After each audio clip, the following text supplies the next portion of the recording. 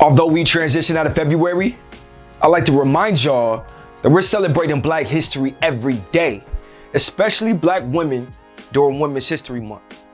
For example, it's no secret that when you look your best, you feel your best. And one of the simple luxuries that we take for granted is our hairbrush. At the age of 13, let me say that again. At the age of 13, Lyda Newman established herself as an entrepreneur and invented the first durable hairbrush in 1898. As a result, she also became the third Black woman to garner a patent in the US. Her original design was the first of its kind, with evenly spaced rows of bristles and grooves. And now, what was then new technology has been keeping ponytails slick and 360 waves waving for well over 100 years later. And although she created the hairbrush with Black women in mind, Newman fought for women of all backgrounds as a women's rights activist. She would continue to defend her rights and advocate for new ones for years, such as those concerning voter regulations. Another woman who deserves a round of applause is Jane Bolin. She was the first Black woman to graduate from Yale's law school and earn her JD, her Juris Doctorate degree. By 23, she was organizing within the community as an attorney. In 1939, at the age of 31, she became America's first Black female judge. Bolin would serve marginalized people in New York's family court for 4 decades. The following year, in 1940, Hattie McDaniel, a trailblazing entertainer, changed the world of cinema. Her portrayal of Mammy, a housemaid and once enslaved woman, in the critically acclaimed film Gone with the Wind, made her the first Black actor to win an Oscar. Hattie specifically won for Best Supporting Actress at the Academy Awards that year. All progress comes with sacrifice, timing, and choices. 9 months before the bus boycott in 1955, 15-year-old Claudette Colvin was sitting on a crowded Montgomery, Alabama bus with her schoolmates when a white driver demanded that they give up their role for a white woman to sit. This teenager refused. Although Rosa Parks is historically idolized for the brave decision, she wasn't the first to exercise her constitutional rights under the town's Jim Crow laws. Colvin, who was a youth council member, was arrested for staying in her seat. In the 2009 interview where she was asked why she didn't get up, Colvin, who was studying Black figures in school at the time, said, "I felt like Sojourner Truth was pushing down on one shoulder and Harriet Tubman was pushing down on the other, saying, 'Sit down, girl.' I was glued to my seat." And while some Black women were changing constructs in the courtroom and music and TV, others were shifting paradigms within the realm of high fashion.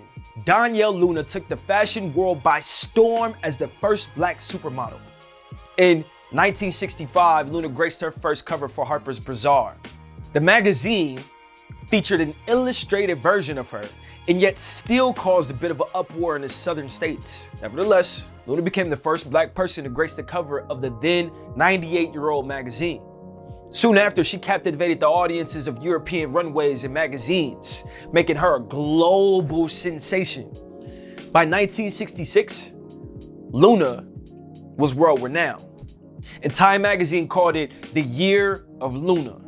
In her lifetime, she also became the first Black woman to cover Vogue. Luna's heavenly grace and mystique created a new lane where there was once a glass ceiling. Women are life's architects. And sometimes you have to see the blueprint of a dream before it's tangible. So Alexa Kennedy, MD, stood the course, put in the work, and achieved the seemingly impossible. In 1981, she became the first Black woman neurosurgeon in the US. She commemorated her moment by saying, "The greatest challenge I faced in becoming a neurosurgeon was believing it was possible."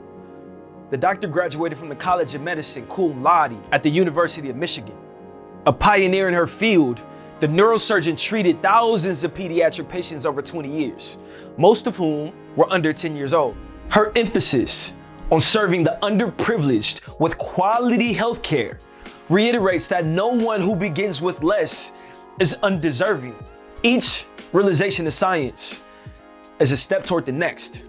Mae Jemison, a physician and engineer, was the first Black woman to be admitted into NASA's astronaut training program.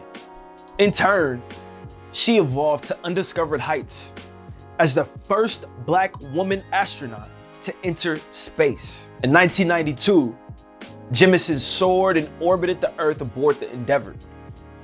The astronaut's trajectory is a testimony to the importance of visibility.